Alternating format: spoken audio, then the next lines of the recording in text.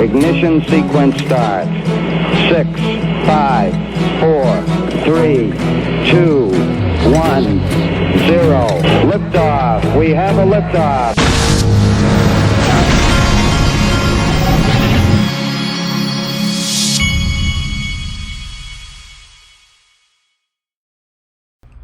Hey everybody, this is the Digital Asset Investor, and this woman just greatly offends me. This Janet Yellen. Let me show you Janet Yellen's resume. She goes to Brown University, and then she goes on to get a PhD in economics from Yale. Goes to be an assistant professor at Harvard. And then goes to she's an economist at the Federal Reserve Board. Then she's a lecturer at London School of Economics. This, professor, government, professor, Federal Reserve, all this stuff. This offends me because I think that this woman is a symptom of what is wrong in this country. She's never had to make a payroll. She's never been out here in the real world. She's worked in government and as professor in schools, but never been out here in the real world to see what is affecting real people out here. And she gets to sit there and make decisions that affect all of us who have been out here working our butts off for all these years. So the only way I can play this clip to really do it justice and for there to be any kind of truth in this clip is to play the clip of her talking with all her vast experience while you look at the U.S. debt clock. Well, it is cooling, but the cooling does not involve significant layoffs. Partly it's people joining the labor market, so the supply of labor is increased as people who've come back, labor force participation has moved up. Also, the strength of demand has cooled. You see that in a decline in the number of openings. The number of openings relative to the number of people looking for work is still quite high. That's a very healthy labor market, but not quite as hot as it was.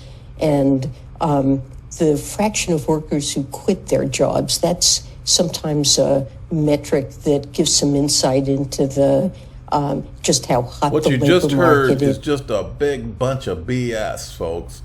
If I was president of the United States, the first thing I would do is fire every one of these elite academians, and I would get their butts out.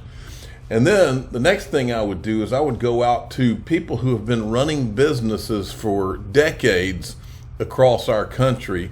Nobody in Washington, D.C. I would be finding people who have run businesses in communities throughout this country, and I would hire them for these places to make common sense decisions that make sense. It makes me sick listening to these people. Now, I thought this, every once in a while it's good to visit these kind of tweets. What is the minimum price you're willing to sell your XRP at? Most of the people I know are somewhere in the 5 to 10 range on that answer. And then I know most people, I think they're long term, they're thinking these kind of numbers. And then there's a small handful, they may not admit it, especially not to the crypto police, but there's a handful of people that think these kind of numbers. Interesting tweet every once in a while, though. Here's Brad Garlinghouse. I'm not sure let's see if he says where they're at. This is Cryptopia's co-founder's gratitude to Brad Garlinghouse. Listen to this. Thank you so much for changing my life, and thank you so much for what you did to the SEC. Absolutely. People like you, we need. Thank you very much. Thank you very much. Appreciate it. Brad Garlinghouse, you don't want to say too much on that. All right, Eleanor Terrett. We're now only 4 days away from a possible government shutdown. To that, I say, bring it on. Maybe this country can finally save some money by shutting down the government and not having a bunch of wasted money flushed down the toilet for 4 days or for however long the shutdown lasts. They're saying a potential government shutdown in 4 days, but you know how this is. This is all these politicians with their standard, end of the world, the government's going to shut down, just to make themselves feel like they're important. One thing that will be good if the government shuts down is that we won't have to see Gary Gensler again in front of Congress to watch them ask him a bunch of really tough questions and then do nothing else, okay? Because he's supposed to be, Gary is supposed to be, the financial committee, he's supposed to be in front of the financial services committee, and maybe if the government shuts down, we won't have to listen to them ask him some really hard questions and then with nothing behind it, as they normally do. Now, David Schwartz got into a little bit of a discussion here with this guy. This guy says, does XRP really empower the top 1% who's controlling the main XRP system? Can the Department of Homeland Security hack XRP? Can you make a conclusion from the patent that XRP created with a centralized design which only benefit top 1%? What came first, Bitcoin or Schwartz's patent? Has Satoshi ever made a comment about XRP? David Schwartz answers all of them. Does XRP really empower the top 1%? I'm not sure I understand this claim. The top 1% of what exactly? XRP empowers anyone who wants to use the ledger to track ownership and exchange of assets. What kind of control is he talking about exactly? I'm not sure what a hack of XRP would even mean. The ledger contents are public. The rules are public. Does it mean some change to the ledger contents that doesn't follow the rules? A bug in XRP could allow someone to do that, and it would be a huge mess to roll back the ledger, as Bitcoin had to do in 2013. No such bug is known, of course, and any exploited bug would be fixed, and so you couldn't hack it in the same way twice. I can see a real connection between my patent and XRPL design. The patent was aided. He says, I can't see a real connection.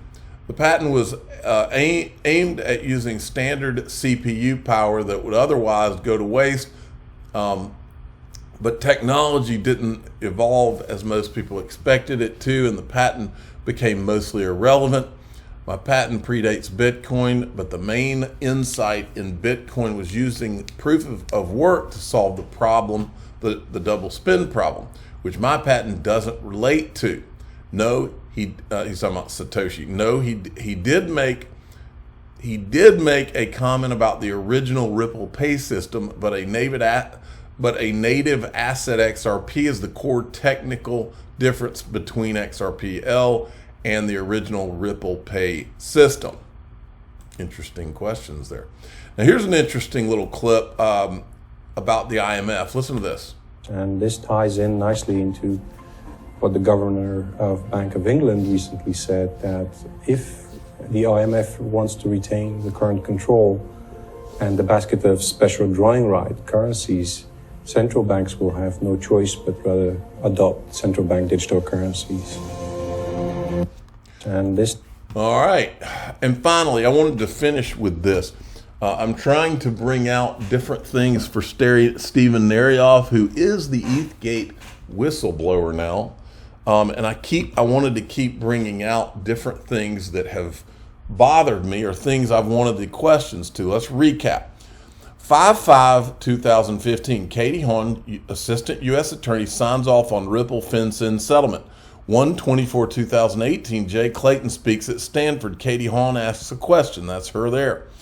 1/25/2018, Clayton meets with A16Z and instructs them to work on a digital asset framework. He specifically says Chris Dixon. 6/14/2018, framework becomes Hinman's speech, ETH free pass. 6/25/2018, Kate, just a few days after the free pass speech, she starts work at A16. Her first project is Crypto Fund with Chris Dixon, who Jay Clayton picked to lead the venture capital working group that led to the Ethereum free pass. Bitcoin and Ethereum are two investments mentioned. So here's the video that I had put together on all that. And I was at Ripple when we went in for Treasury to have that conversation, and the investigation and the FinCEN file probably started, within 5 minutes of me leaving the building. And so I was a federal prosecutor for over a decade, and I was one of the first Bitcoin and cryptocurrency prosecutors, was the crypto coordinator for the Justice Department. And now I'm no longer with the government, so I can ask you, how do you and your staff keep up with all of these technologies? Okay, and then here, this is where she's the assistant U.S. attorney with that guy, handled the matter on behalf of the U.S. Attorney's Office. That's the Ripple. Here's where she signed off. That's Ripple's general counsel at the time, Norman Reed. I'm absolutely thrilled to announce that our newest general partner is Katie Haun. That's Andreessen Horowitz, June 25th, like literally days after the Hinman speech. And then here she is, Jay Clayton speaks at Stanford. This is from my timeline. So I'm curious if Stephen Narioff might know anything about Katie Haun, and if he knew or anything about any of this. I'm the digital asset investor. I'm not an investment advisor. This is for entertainment purposes only. Please subscribe, hit the like button, and tell your friends and family that we would like to know if Stephen Narioff knows anything about Katie Haun and a lot of these other characters in this whole play. Thanks for listening.